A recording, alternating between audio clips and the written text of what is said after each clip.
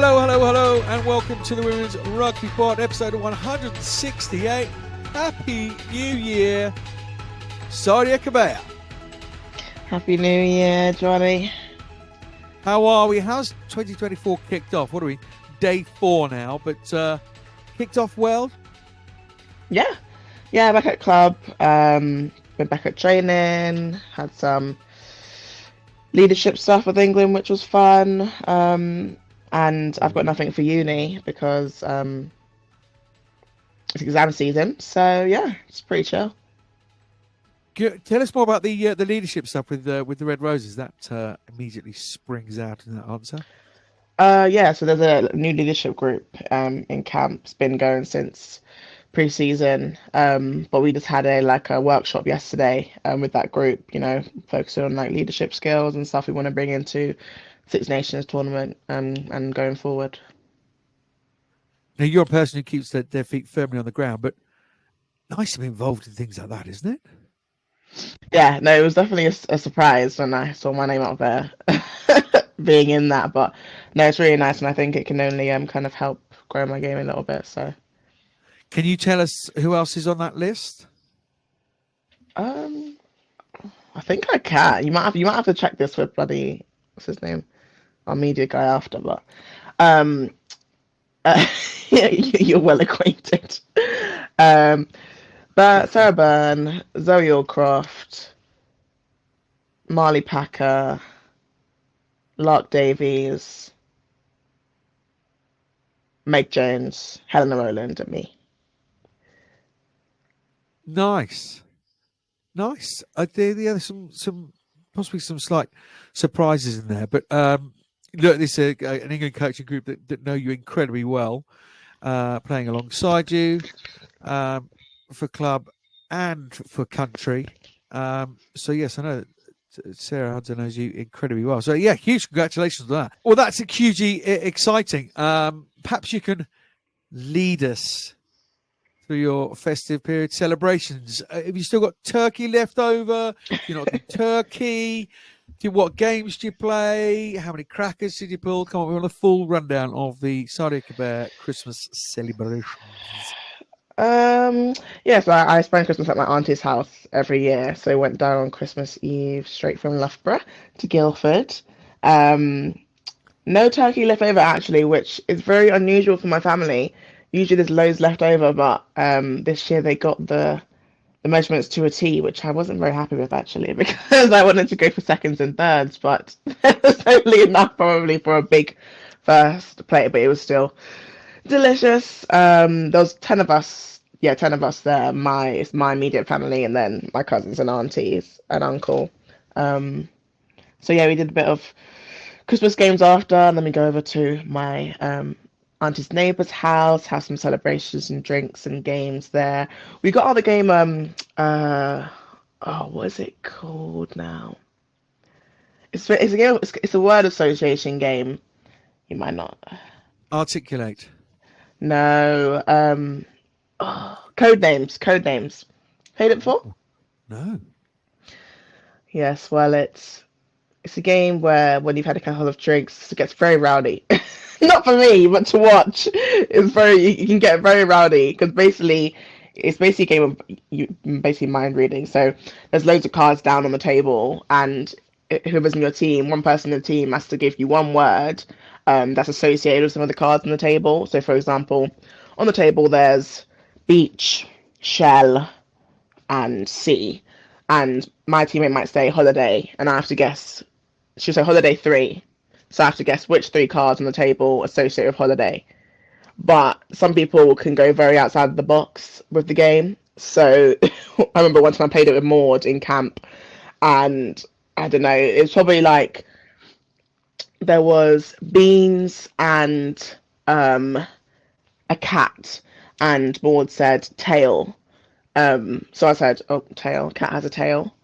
No idea what else. She said tail too. I had no idea what else was on the table.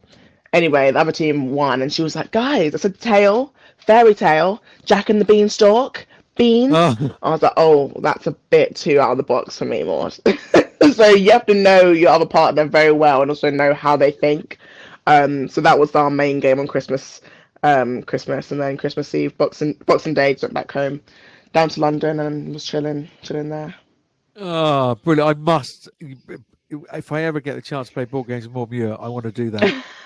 That just slide out onto the bucket list for 2024. Board games in more Muir. I tell you, I would very much like to go to Hannah Bottom's house when she's cooking. A beef Wellington. For the Yeah, it heavens! looks lovely. Oh my word! So yeah, Hannah, very, very, very open to offers to come and have a slice of your beef Wellington anytime you like. It sounds great. But we were just a minute, which again got very rowdy. I was the kind of judge in the middle where you got to speak for 60 seconds on a topic. Everybody thought that it would be a bit unfair if I played, considering that's what my kind of job is. Yeah, I'm not too sure on that, but I was the adjudicator. My word, boy oh boy did it get heated on the hesitation shouts and all the rest of it. But great fun. Like you, great to get together as families and what have you. It was kind of forced into it at Christmas, aren't we? Because we probably don't do it enough during the year, or certainly we don't. But it's absolutely lovely when it everybody comes together, and that's the magic of Christmas, isn't it? The magic of WRP 168 is Natalia John. Got Natalia John, the Welsh international, coming on.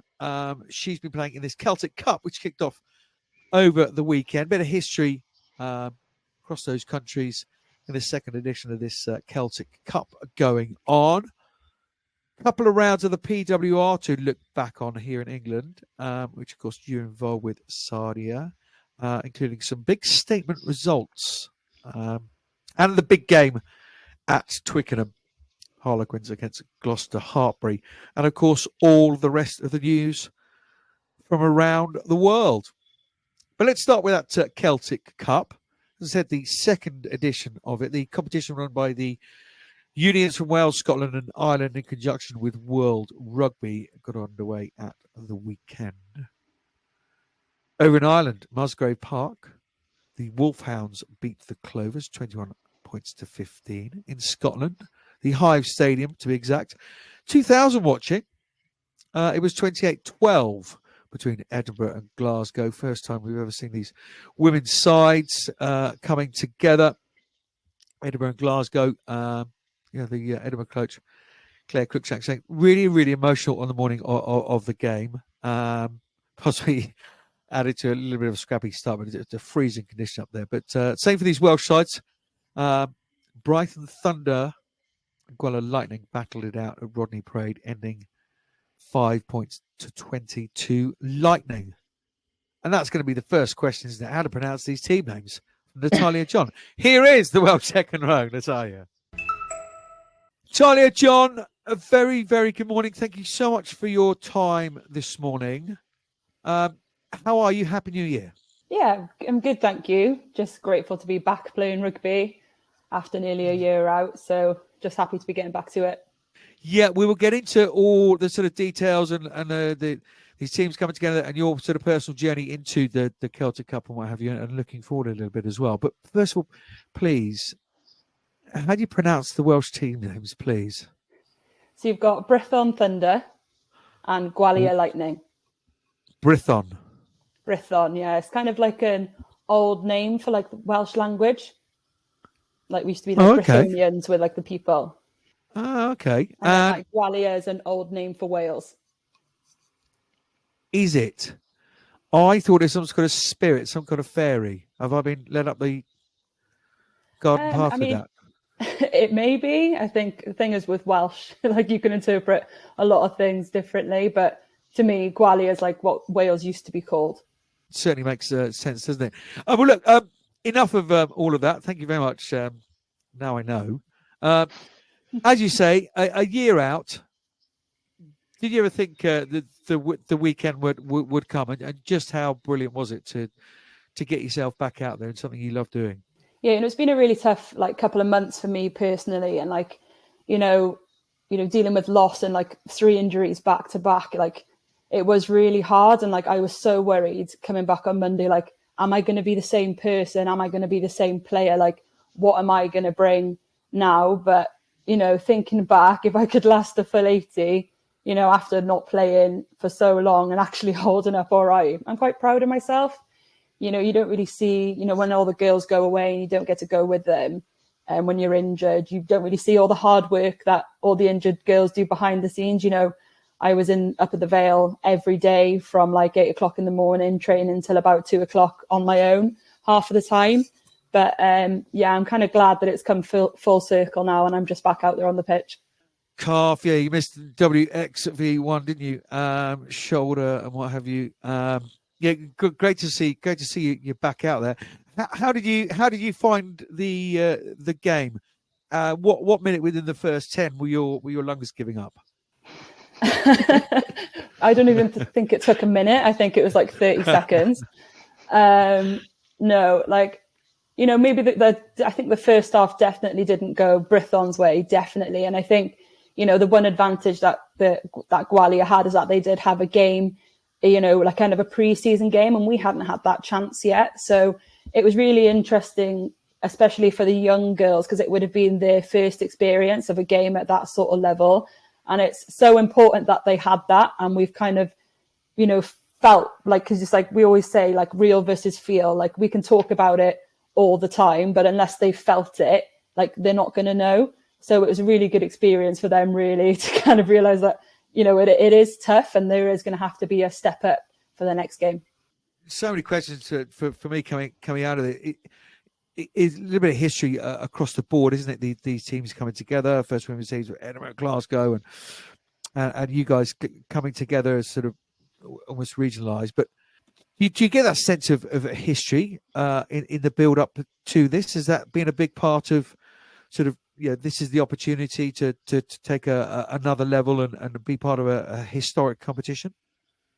Yeah, definitely. And I think that's one thing that I've been really excited about. Like, I've played a lot of my rugby in England and I am grateful because the setup over there is incredible. But with the year that I've had personally with losing my nephew, I didn't want to be traveling 2 hours, 3 hours to go to training. So I was quite grateful that there was something being set up in Wales, and especially for these younger girls who have just been playing at uni. And then, when they have come into the Welsh setup, unless they've done under 20s, it was completely new to them. And it really did blow them out of the water because it was such a massive step.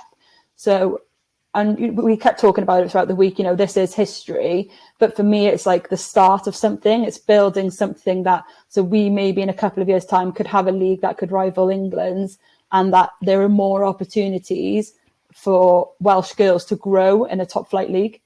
Yeah, Long has and some very vociferous voices out there saying that the pathway for Welsh women has been fairly non-existent. That is beginning to come back from an outsider's point of view. I just wonder how important a step this is, because there's players, there's seasoned test players getting some game time ahead of Six Nations.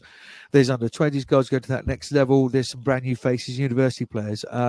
Just how crucial is it for this development now, that this new path, should we say, that Welsh women are under?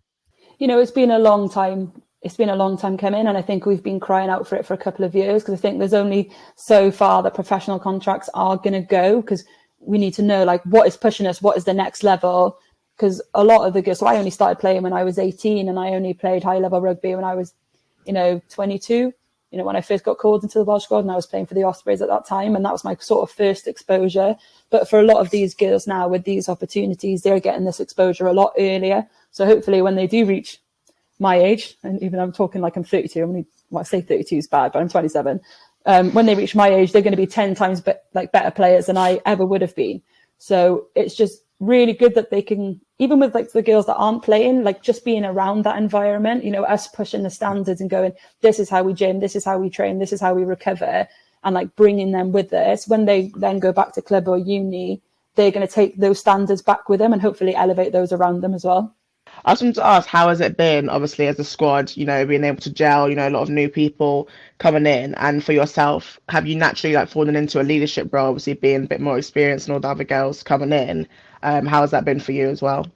I think, coming back from injury, I was a bit worried, like, about myself and like my performance, but I have been able to take on a bit of like a leadership role, and like doing that kind of like re-solidified that I do know my stuff and that I can perform at like a high level. So it was nice to kind of see it from the other side, that these young girls are looking up to me and asking me a lot of questions, and I'm there going, oh yeah, I think I do remember how to do this. This is how it should be done.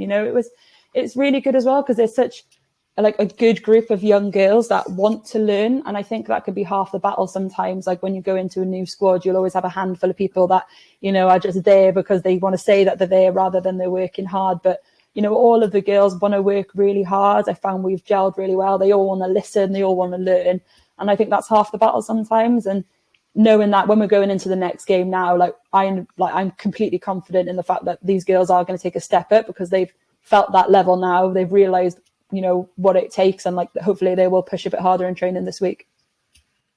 Class is permanent, Talia. So no worries about forgetting any of your rugby knowledge. Well, give us a little insight into some of the players in and around you, possibly some of the names that we may not know quite so well that have stood up thus far for you on and off the park. So I think for me at the minute, especially like where props are concerned, is we always need more of them. And we have these two twins, Rosie and Katie Carr, both front row and hooker partnership.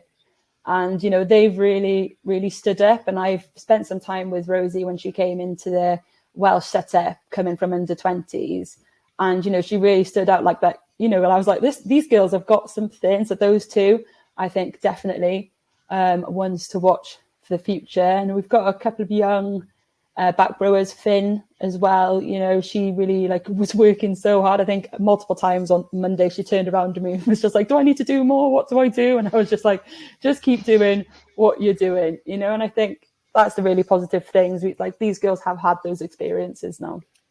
Yeah, you just get a sense, being involved in the game, that the amount of players isn't the problem.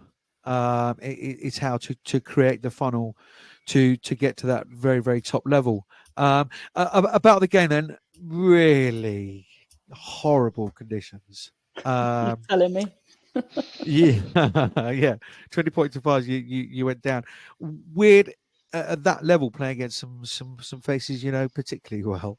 Yeah, playing against Gwen Clean, I thought she had an absolutely awesome game at 8, and also Bryony, she captained the side, and it was nice to see her, get that exposure and get that game time. So I know that she's missing that from Bristol, even though she is a part of that setup. So, it's like, I hate losing. I can't even play Monopoly in my house, but you're not good at code names then. No, absolutely terrible. But it's like the first half, I think for a lot of especially a lot of our young girls, it was a bit of a shock, a bit of a wide-eyed thing. And that's where they took the advantage. Nell Metcalf, I thought she had an absolutely awesome game, kicking us, really pinning us back in our 22 and forcing us to make, some tough decisions. So, it's really good that these girls are getting the exposure. But I think the second half was a lot better. How it was, it was a scoreless second half. It kind of proved then that, the girls do have what it takes. It just kind of will take a bit of time for things to gel together properly, I guess. When do you get together? So we get together at the minute, twice a week, on a Tuesday and a Thursday. Tuesday and Thursdays, yeah.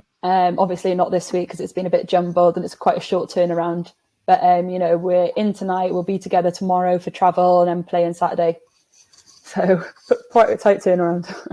Some of these players, this isn't a contracted thing.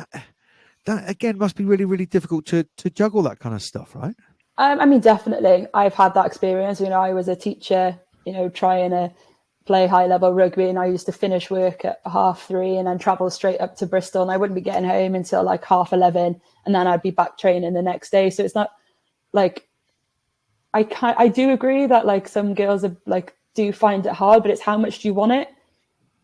Because a lot of us have had to fight to get this far, and it kind of makes or breaks you. And I do sympathise that they've been working all day, but in my head I'm going, I used to do it. You've just got to push, and I'll be there for them and I'll help them, but at some point something's got to give. As you say, the fixtures coming thick and fast. Edinburgh host the Wolfhounds at Hive Stadium. Brython Thunder Brython. That was quite close. Brython. Brython. Brython. Oh, come on. Get Yeah, well, say it so like that, Johnny, that'd isn't be it? Brython. Brython Thunder. I love that. Brython Thunder. Go to the Clovers Energia Park. You played there before. And then Sunday, Gwalia. Like then, host Perfect. Glasgow Cardiff Arms Park. And it's all streamed on Rugby Paris TV. Yes. That went a bit Irish there, Johnny. That wasn't Well, I just thought I'd do all three, and I was about to back it up with a bit of Scottish, just so that nobody felt left out. Oh God. But if you're around, do go to these grounds, all right? Don't watch on the television. Get yourself down to the grounds to watch these potential stars, all right? There you are, all three Celtic nations ticked off. Less impressions, less silly voices in the WRP, Johnny. That was your commitment ahead of 2024, so that's going well. Yeah, look, up against the the Clothers, yeah, you're going this weekend. Dorothy Hall, Lisa Hughes, players like this. Again, another great experience to get over to Ireland, not just in the red and green, as it were. Yeah, I think it's like it's class, and hopefully, this league continues to go further, and we can do home and away, and it becomes, a bit more of a round year thing. But especially like girls getting experience of the travel, of the feeling of like preparing for game day and those sort of things that, like in the men's game, they get exposed to it a fair bit traveling with their professional side. So it's really good experience for these girls to get. And also being like playing away from home, like far from home for some of these girls, and they might not have traveled this far to play before. So it's really important that they kind of get this exposure. And like we just keep saying, like, you've got to enjoy it. You've got to enjoy every single minute, because you never know what's going to happen next. Like, that sounds bad, doesn't it? But like, just enjoy every minute of it, and it'll be really good to see how some of these girls go on the weekend. Did you have a chance to watch the sort of Irish head-to-head? Have you done some analysis on the Clovers and Wolverhampton? I have spent a lot of my day yesterday looking over lineouts and scrums, as you do as a second row, and like I think you can see it in all of the games, especially in this league at the minute, is like we're all kind of like feeling each other out and testing, like, oh, how can we push this? How can I do? And for a lot of these girls, they might not have played at this level before, so they are trying wild and crazy things. But I think that's the best thing about it, is that we can like just go for it, like no pressure. Like obviously there may be a trophy at the end, but just to enjoy the experience, I think, is the most important thing. Wise words. Just finally, we've taken far too much of your time, but so I'm thoroughly enjoying our conversation. Just on a very personal level, as you say, great to be back. Some hurdles along the way. What's the next 3, 6, 12, dare we say even 18 months aspirations at a time of the year when we all make wild aspirations? I think, I've kind of taken a massive step back and realized, like, why do I do what I do? What do I want? And it is to love what I do. And I love playing rugby. And I want to be playing rugby with a smile on my face again. And like the goal for me would be being back in a Welsh jersey and performing in it, and, taking that jersey back, as it were, because it belongs to no one, but you can borrow it for a short while. So I definitely want to be back in the Welsh jersey. That's the goal. Brilliant. As soon as there's Six Nations, that's the goal, right? Oh, yeah. Well, if we have any friendlies, maybe a bit sooner, who knows? But yeah, I think that first game against Scotland in Cardiff Arms Park is going to be massive. So I would love to be a part of that. And are those conversations with management, what have you, ongoing all the time? Yeah, I think like what's good about, a good coach always checks in no matter where you are. And like Johan, has been quite good at checking in, see how I'm going, like, and also saying like, well done when it's deserved, because it's been really hard just training on my own a lot of the time. So yeah, we're always checking in, always seeing positive. They're always giving me things to work on. So I've just got to keep ticking the boxes. Brilliant. Great stuff. Well, look, yeah, Six Nations. No, I have no doubt that we will see you back in the red of Wales, and we'll be delighted as a rugby community to see you back doing your thing. Thank you so much for joining us this morning. It's been a real pleasure to speak to you. Yeah, no problem. Thanks for having me. I'm Fiona Coughlin. You're listening to the Women's Rugby Pod. Well, wasn't she great value? Yeah, it's very good. Very good.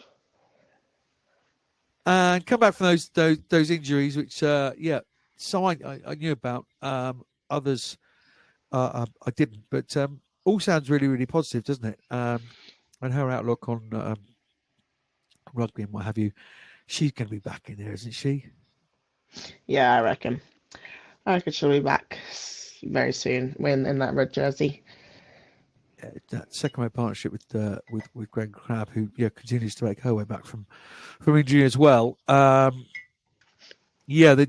missed those specialised second rows for me in WXV1. George Evans will give you 1,000% every single time she puts laces up a pair of boots. But yes, specialist second rows, and line out department, what have you, and a leader as well, and speak so well there. Bring on those youngsters. So look, the fixtures, we'll just go through them in a normal voice this time. This Saturday, the competition goes cross-border. Edinburgh host the Wolfhounds at the Hive Stadium, 2 o'clock. Brython Thunder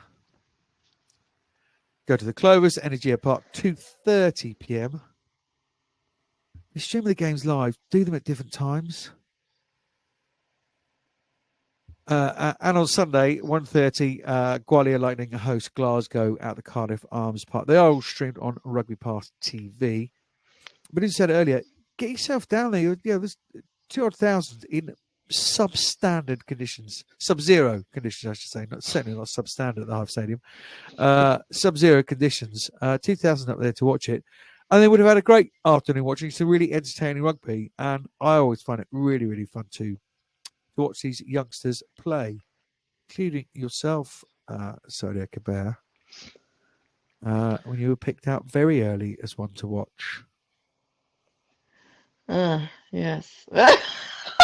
You are watching. Anyway, Knockout Cup, let's get into some international news. It was announced over the festive period that Joe Yap is the new Wallaroo head coach on a full-time basis. First time that has been the case for the role. Didn't want to double up on appearances, so we didn't. Not going to speak to Joe at the moment. Although shame not to hear about the appointment of the Wallaroo's job. But they've got themselves an absolute good in there, on and off the field. In terms of caring about rugby and what she does, I don't know many people who would top her on that list. No, I've literally only heard everyone sing her praises. Never had the pleasure to be coached by her, but anyone who has been literally only, sings her praises and seems like a great coach, and really cares about rugby, and also cares a lot about the players she's in coaching. So really good for Australia. Yeah, it certainly is. And you're going to need a backbone there. You're going to need to stand your ground. And Joe does that in a really, really personable and likeable way. Well done, the Wallaroos. It's a fabulous appointment. Speaking of Australia, Wallaroos, Michaela Leonard and Trelene Pomer have signed their first ever multi-year Super W deals with the Western Forces. And so it begins. Indeed, it does. Contracts at clubs, multi-year deals. The men's rugby in Australia may be in a bit of a hole, but these positive news stories keep coming out of the Wallaroos. We still continue to try and speak to them. We're not the only media organisation that has a massive issue with trying to get players to speak and tell their stories, but we will continue to beat on the drum. We're doing it a while, so we won't stop now. Over to France, round 4 was a couple of weeks back. There's a break now to late January 28th when the fixtures kick on. But back a couple of weeks ago, as I say, Pool 1, Stade Bordelais 17, Montpellier 8. Rogman up at 37 unanswered points on Bobogny. And Stade Francais got their first win of this season against Lille, 10 points to 6. What a thriller that was. Pool 2 saw Blagnac lose 7-10 to Stade Toulousien. Grenoble beat Lens 48-12. While another home win at Lyon, who got past Stade Rennais 27-12. That means Stade Bordelais, the reigning champs, lead Pool 1 on 18 points. Then come Montpellier and ASA Rogman or Clermont on 15 points. Stade Toulousain lead Pool 2 on 19, Blagnac 14, and Grenoble on 13. The Rugby Sevens repechage for the Olympic Games in Paris next year will take place in Monaco, June 21st to the 23rd. Let's get on to some domestic rugby here in the UK. The PWR, a couple of rounds to get you across. I'll just rattle through these, Sadi, and then we can have a look back. What have been your highlights, and obviously Loughborough's involvement. But yeah, round 5, Bristol beat Ealing 41-17. Exeter lost to Gloucester Hartbury 27-31. Mia Venner with an absolute thriller, hell of a game down there. Saracens put 60 points to 17 on Leicester away. And Loughborough Lightning beat Sale 12-24. Round 6, over that festive period, Ealing Trailfinders 2-point victory over Sale 24-22. Bristol travelled to the Stonex. That was a big game for them. Just some little signposts in social media posted. It was a big game for them. 32-10. Loughborough Lightning 19, Exeter 27. And the big game, Harlequins lost 19 points to 31 to Gloucester Hartbury. Let's get into you. Let's get into Loughborough Lightning. Yes. 1 win, 1 loss over that festive period. Let's talk about the Sale win. Yeah. I feel like for us, that was probably our first time we put out a performance that kind of showed what we've been doing in training. Obviously we went to Sale knowing they'd be really up for the challenge as well, and playing Sale away on that home pitch with their home supporters is never something easy, and we knew Sale was a team that really feeds off energy. So we went there, trying to match that, if not double it, which for Loughborough is not what people usually expecting. We're not the most rowdy or loud team, but that day we brought a lot of energy in our defense and our attack, and a lot of celebrations, which I think just spirited on the rest of the team, to come away with that win, which we're really happy with. Yeah, it's not an easy place to go and grab a W. Seem a little bit up and down at the minute, don't they? Sale seem to sort of click one week and not the next. Hibbert Jones with a try for you guys. Camilla Morale with a couple of tries. Tell us about her. Yeah, so Camilla's been in us, I think, 2 years now, and she's really coming into her own this season. Really young player. She's from Dubai. She's come over here for uni, and she usually plays 7, so she's really good in that centre. In those centres, being able to throw like wide passes. She's also a really physical player. Those 2 tries she scored were both in close to the try line. She's quite hard to get down as well. So she's someone who's got the package really for a centre, and she's fast, got the pace too. So yeah, she's really coming into her own. I think the more the games she play, the more confidence she'll get. So yeah, it's really good to see her excelling. Obviously, she's been nominated for the under 23.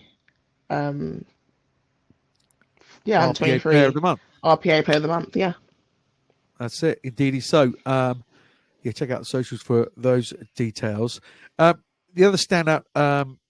The Brixie Saracens, we probably expect to win at Leicester. Semi Bristol hosting Ealing. Exeter 27, Gloucester Hartbury 31. yeah. Like coming out the traps, don't they, Gloucester Hartbury? We'll sort of carry on this theme when we talk about the game at Twickenham. Exeter clawed their way back. It was level at one point. And then a bizarre bounce of the ball, and Mia Venner scoots down the outside. Those two teams are going to be there or thereabouts, aren't they, come the end of the season? Yeah, definitely. I mean, for them to both start, very well now, and obviously end of the season, both in that final, having the rerun just before Christmas. I think they will definitely be fighting for that. Obviously at least top 4, but yeah, probably that 1 and 2 again with the way that they've been performing so far. Well, look, like a ski sock, seamlessly we slip into round 6 then, talking about Exeter. Why are they so difficult, despite making 478 tackles yourself? I believe with the correct stat, 30. So did 30 tackles in a game. Yeah. That's off the chart. It's ridiculous. Seriously, how are you feeling? They're a physical old side, though. You need to put your body on the line, don't you? And is that their biggest sort of ace, as it were? Yeah, 100%. Anytime you play Exeter, they're known especially for their forward packs and also their centres. They like to carry it hard and up the jumper. So you've got to be ready to front up. And the thing with Exeter is they're really good at retaining ball. So if you let them gain 2 meters, 2 meters, 2 meters, they will eventually get over that try line. So yeah, definitely felt very, very sore after that game. But yeah, that's definitely one of their huge strengths, I think. What did you do right in that game? Well, definitely our defense in that first 20. No, but just our defensive sets. I think over the past couple games, actually, we've shown that we're quite strong there. And I think in the first 20 minutes, Exeter, I don't know, they must have racked up quite a high number of phases until we were able to turn them over.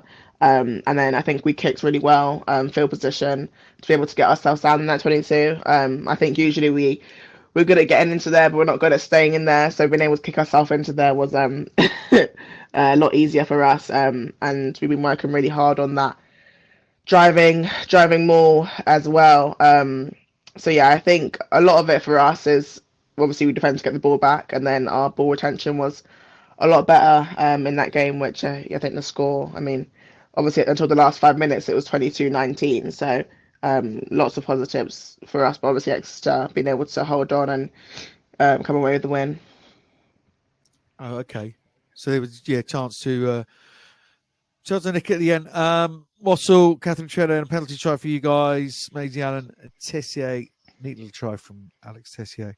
Dalika Menin and Sinclair with a couple of dot downs as well. We're talking about fast starts. Side who finish off incredibly strongly. Saracens.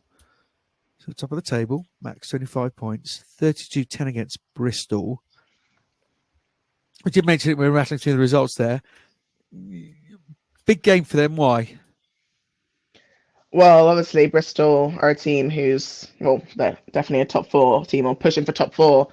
And Sarri's the same. So I think it could have gone either way if Bristol came out and had one of their top games. And obviously in that first half, Bristol seemed to be in control of that game. But I think Sarri's are quite well known for being able to find that second, third, fourth gear in the second half when teams are potentially dropping off, in fitness levels and morale. And that's exactly what they did, I think, against Bristol.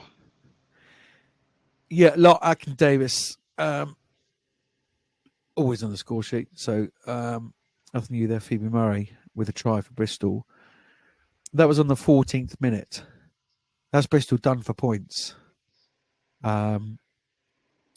Saracen scored 5 tries, 27 points in the last 25 minutes.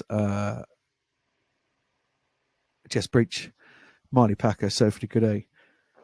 What an addition she is. I mean, we knew she was going to, didn't we? Campbell and Corinne Grant as well. Why do they have that ability to pop the foot on the accelerator? It's not just as simple as fitness, is it?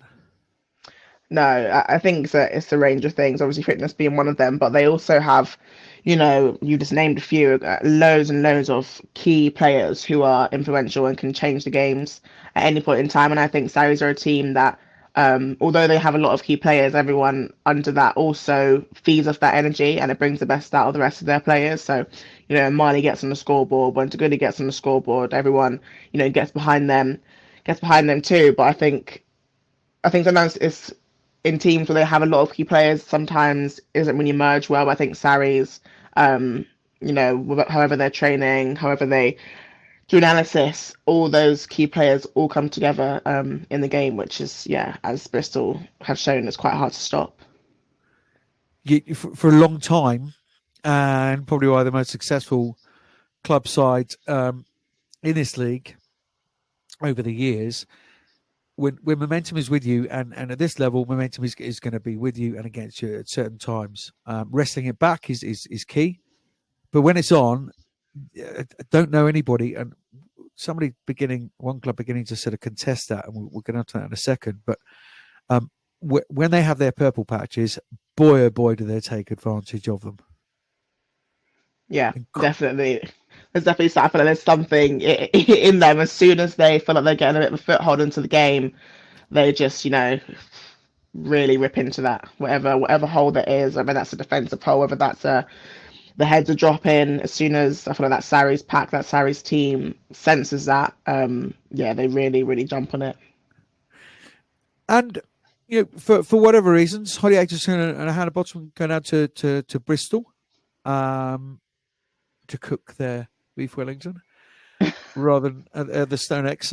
But yeah, you just think that was kind of part of that performance. Clubs would pride themselves on retaining players, right? If you're not happy, you're more likely to look somewhere else. And yeah, as I say, for whatever reason, I don't know those personal reasons. But that would have been a bit of to Alex Ortebury and the Saracens, and you felt that was part of that result. But against a top four side, that's a bit of a statement, isn't it? Shutting them out after the 14th minute. Yeah, no, definitely. Obviously, to score 5 tries in the last 25 minutes against a top 4 team, it's a huge achievement. And for a team like Sarri's, I think they're only gonna build on that, and that's something that they've always gonna have and have had up their jumper to be able to finish so well against even the best sides. So yeah. Speaking of big players and stepping up and playing well, Kate Zachary and Abby Dow, that's a worldie, were on the score sheet for Ealing Trailfinders, who pipped Sale 24-22. Julia Schnell on the score sheet for Ealing as well. For Sale, Georgie Perez Redding, who's player of the week with her sensational stats. Eve Swales as well, and Tisha Harper, we think, from the official records, we worked out that she's crossed the line. We did fear, didn't we, that Ealing Trailfinders, some great players, a couple of those on the score sheet the weekend down, and Kate Zachary. They're more than that, aren't they? Not only the talent they have throughout the team, but also on the bench, up and coming players as well, and to be headed by a coach like Jose Almeida, who has so much rugby experience, has experience leading lots of teams to great heights. I think they've got a lot more to give there, and I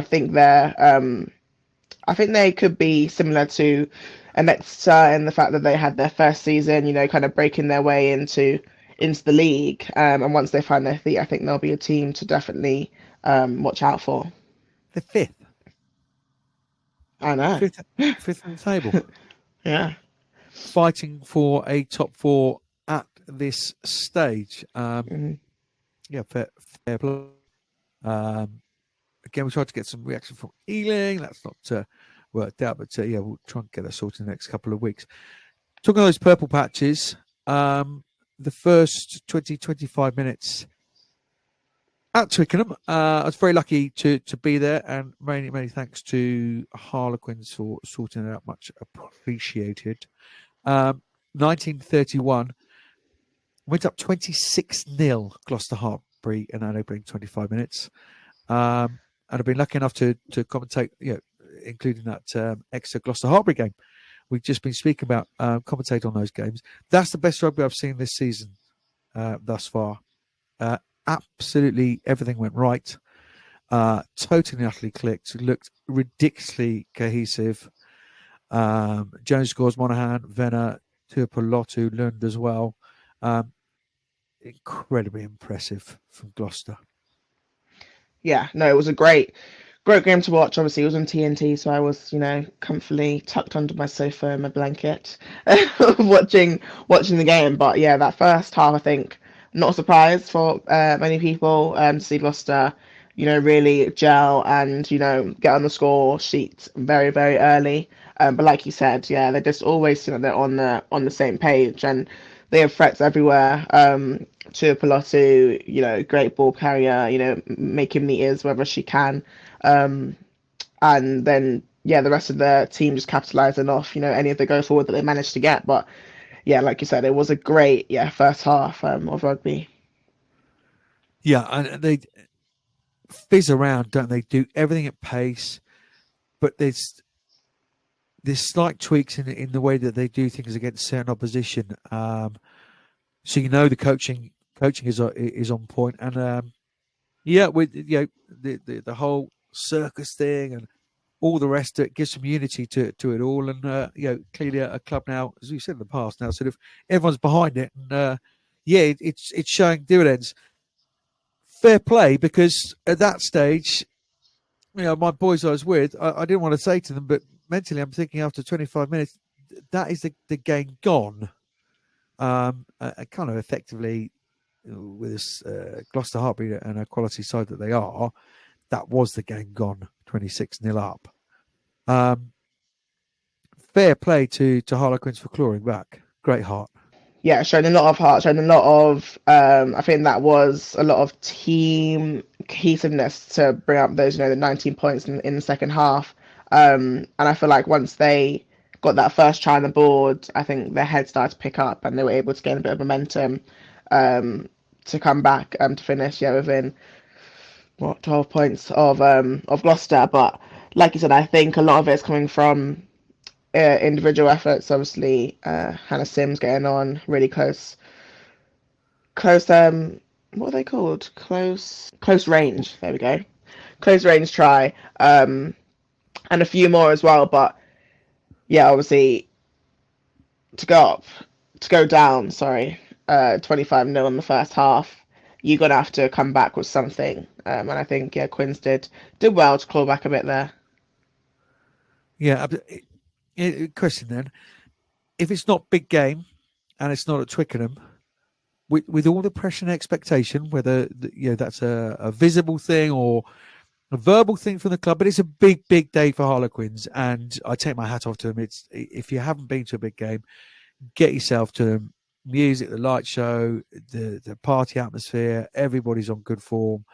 It is a cracking day out. Fair play to your Harlequins. Do they come back if it's not in those circumstances? Well, I cannot answer that question. But you have a crystal ball. But do you understand? I don't have a crystal with the ball. question. Yes, no, I do understand. Yeah.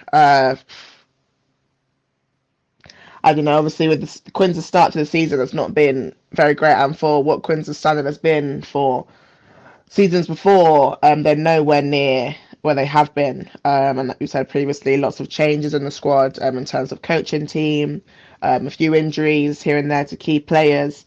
Yeah, and it just seems like obviously with the big game that they performed well under that pressure. But yeah, for the rest of the league, in smaller games, in games there isn't such big crowds or so much pressure, will they perform just as well? I can't say that my head screams of lots and lots of confidence in that, but we'll see. Maybe we'll gain a bit of confidence from their performance against Gloucester in the next couple of games. Yeah, I mean, there's a very different way to Gloucester scoring their tries to the way that Harlequins scored theirs. Yeah, Emily Scott back in that 10 shirt rather than stuck out on the left wing. Mainly due to the fact, and we should mention this, Arabella McKenzie has returned to Australia, the Wallaroo sort of first 5'8" or second 5'8", if you would call it that, from down her way, citing personal reasons, social media post. For me, anyway, my analysis gave her an air of finality about it. You've got Katie Muse on the sidelines, Concord, all the rest of it. Lucy Packer was back on the weekend. It was good good to catch up with her after the game, and good to see her back out playing Lucy Packer kind of rugby. But they score their tries very differently. Bola Latcher scored one as well, and you say Hannah Sims. But some real fight and determination, and as you say, as rugby fans, we hope that that pushes Harlequins on to become slightly more cohesive. But all that means to the table, and a few teams of games to catch up on. Sarries are top with a max 25 from their 5 outings. Exeter 22, again, they played 5. Champions Gloucester Hartbury only played 4. They sit in third on 19 points. Then come Bristol, 3 wins from their 6 games with 15 points. And with that second win, Ealing, they got up to 5th on 11. Lightning on 10. Sale on 7. But only the 4 games played. Harlequins down in 8th. 8th for Harlequins. With just 6 points from their 5 encounters, and Leicester bottom picking up just this solitary point. Funny old table. Come on. I know you're reluctant to use this crystal ball, but I know you have one there. That top 4 and the way that the table is shaping, that top 4 going to change, and who are the serious contenders to try and get into that top 4? Yeah, I think 1, 2, and 3 in that top 4, I think, are pretty solid. I reckon Exeter are going to be there, Gloucester are going to be there, and Sarries are going to be there. But I think that final place, at the moment, with the way the league is going, anyone's taken. Obviously, Bristol are there. Obviously, Ealing are in 5th right now, so could potentially push in for that top 4, depending on how the rest of their season goes. And I'm going to put Loughborough in there too, obviously. Back in the African Violet. Obviously. Obviously. But yeah, I definitely think your laugh is so infectious. It's brilliant. That 4th place at the moment, it's not a like signed sealed delivered kind of thing. I think we don't know who could be there by the time the end of the league comes, which is it makes great viewing, and it's also makes the league so much more competitive. So yeah. So round 7, isn't it? Although all these clubs playing a different amount of games, they're going to have to make those up in these. They have put sort of fire breaks in the season to get that done, but it does mean the games will be back to back and less rests. We had a few cancelled games, haven't we? With ambulances in and frozen pitches and what have you. Anyway, hopefully that is not the case this weekend. More likely to be waterlogged. But anyway, Gloucester Hartbury, 2 o'clock on Saturday, host you Lightning. Sarries go to Sale, 2 o'clock kickoff again. Leicester Tigers women, 6 o'clock kickoff against Harlequins, part of a double header. And then on Sunday, the live game on TNT Sports, 12:30, Exeter Chiefs women at Sandy Park hosting the Ealing Trailfinders women. So, the champs, one of the informed teams, you're at their place this weekend. Yeah. I'm actually looking forward to that. 45 tackles this week? Wouldn't be surprised. Yeah, obviously, it's always nice to play. Nice. It's always a challenge to play Gloucester Hartbury. But I think it's something we're kind of reveling in at the moment. Just trying to go there, take away more positives from them. But we know, they're going to be on top form. It's just what we can do to put out that fire and put out the best performance we can do, and also get to see my good mate Maud Muir. So always a positive. But yeah, excited. Maybe is the wrong word. No, we'll go with excited. Excited to go down and play them. Yeah. You're full of anticipation. Yes, full of anticipation is what we'll go with. Yeah, we are. What's the mindset is it looking at entirely your own performance? Again, bit of a shake-up at Lightning, hasn't it? New coach and what have you. Nathan Smith in there now. A few new players, some have left. You realistically going to, right, we can go and beat the champions at their place. Let's go and do it. Or are we concentrating on our performance and we're looking to get better week and week and week and week and week? Yeah, they're definitely concentrating on us. Obviously, we're not ruling ourselves out. Obviously, you never know what can happen in the games. We're definitely going in, concentrating on us, trying to get better week in, week out. And a lot of it for us is gaining respect for ourselves and also trying to gain respect in the league as well. And that's not always through wins. That's all through the performance we put out. So, yeah. And it's tight as well. You pick up some points here and there on the road, especially. This league is tight. I'm guessing you're going with a Loughborough Lightning win. Purely to be I have to say it. I have to say Loughborough Lightning win. You do. I'm going to go against you. That's shocking. Sale. Yeah, sorry. The season of goodwill to all men is over. Sale Saris. I got to go with Sarri's win. Oof. Yeah. There's some bounce back ability there. That would have hurt that loss. Rachel Taylor, we have them firing at their place. You said this go against Saris, wouldn't it? Saris there. Leicester Harlequins, which is it's a basement battle, isn't it? It is. And I think I'm actually going to go with Quinn's. Yeah, Quinn's to get that win. It'd be amazing if Tigers were to record their first win. Sunday, can you see England Trail Finals women pushing Exeter for long enough? No, I am gonna. My crystal ball is telling me Exeter will come away with that win. I do think Elam will put out a good performance and a good fight, but I don't think it will be enough to get the win over Exeter. Home win for Exeter. We will see. I'm Rachel Malcolm, and you're listening to the Women's Rugby Pod. So coming to the end of our first pod of 2024, sorry, Kabea. A couple of shout-outs, actually, this week.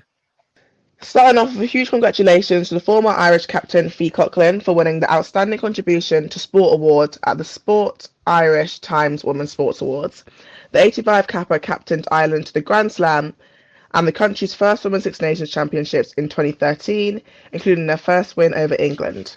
That team went on to beat New Zealand Black Ferns for the first time at the World Cup in France the following year. Ireland qualified for the semi-finals of that tournament. Their best result with Coughlin retiring shortly afterwards. She can't get enough awards. It's as simple as that. Great human being. She was an outstanding captain. Lucky enough to be in and around that time when they got to that semi-final. It led from the front. And a great personality. She still continues to give to the game. Very good broadcaster as well. If you're lucky enough to catch her on a game. Speaking of outstanding scrum queens, they don't have Christmas off, do they? Ali and John, they're beavering away. They revealed that 2023 is a record year for the women's game. John Birch has been number crunching. In 2013, there were 54 test match played by 25 teams. 10 years later, there were 98 tests. Last year, played out by 36 nations, plus 29 age grade tests and 23 15s, i.e. non-capped games in there as well. That's huge. As Concrete notably note the rise of initiatives like the Portuguese touring Brazil. First time they've been outside of Europe, Wales, under 20s to Canada, under 18 Six Nations up to Edinburgh, wasn't it? And now 12 teams have active under 20s program. Well done. Well done us. Well done us all. Because those are brilliant figures, aren't they?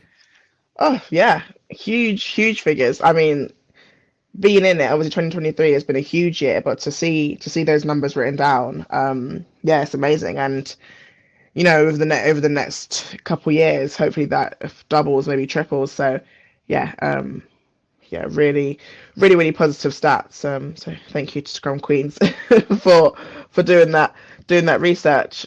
Moving on, Sydney Gregson, 50th cap for Saracens. Many congratulations, and also Vicky A. Irwin at Sale also getting a 50th cap. Yes, can't confuse the Irwins at Sale. Sadly, our last shall just point in a direction, just trying to get a sort of virtual hug out there to Ella Cromack, a rising star for not only England age grade, but for Harlequins as well. Has been going a try of late. Her father Simon, a good man in the food and beverage industry, has been diagnosed with a terminal brain tumour. Whilst the family recognises the NHS will, of course, do whatever within its power, there are other treatments available to help give Simon a fighting chance of getting some more time, clearly to spend with his young family. As of yesterday, I think I checked this, £119,000 has been raised through 860 donations. If you can give something, anything, then please do visit gofundme.com/f/give Simon time. But if you search on the GoFundMe page, give Simon time. Our thoughts and all I love with her. I've reached out to Ella. If there's anything we can do here on the pod, then she only need ask. But yeah, if you can give anything or just share their post, that would be brilliant. But yeah, sending all our love. A huge thank you to the guys in the background, Tom and Vicky. Huge happy new year to those guys. Talia, absolute pleasure as ever. New Year's resolutions. Come on. What have they been? I can't say I've done them yet, actually. Might have missed the boat for that. Might have to wait to 2025 now to do that. New Year's resolution. I'm gonna say, well, my New Year's resolution actually is to get my driving license. That is Still not that's have a that. brilliant resolution. Yep, it's been a long time coming. I have been driving for probably over a year now, but I just haven't had my test. So yeah, the practical bit and what have you? Because that's quite done tough, all of that. I actually have my test booked, and I need to stop giving Uber. I need to stop letting Uber steal my money. So, I need to get on the roads myself. Other taxi services are available. That's achievable. I like that. I like that a lot. Read more. Just got to stop looking at screens. I mean, I do a lot of reading, but I do like the feel of a paper book in my hand. I must get more down to some more of that. It's time to learn the piano as well. Going to start that. Definitely going to start that one. Anyway, real pleasure. Close to Heartbreak the weekend. Go very, very well with that. Thanks for listening. As ever, everybody, rate, subscribe, and share. Happy New Year. All the very best to our listeners, supporters out there for 2024. And we'll see you next week. See you next week.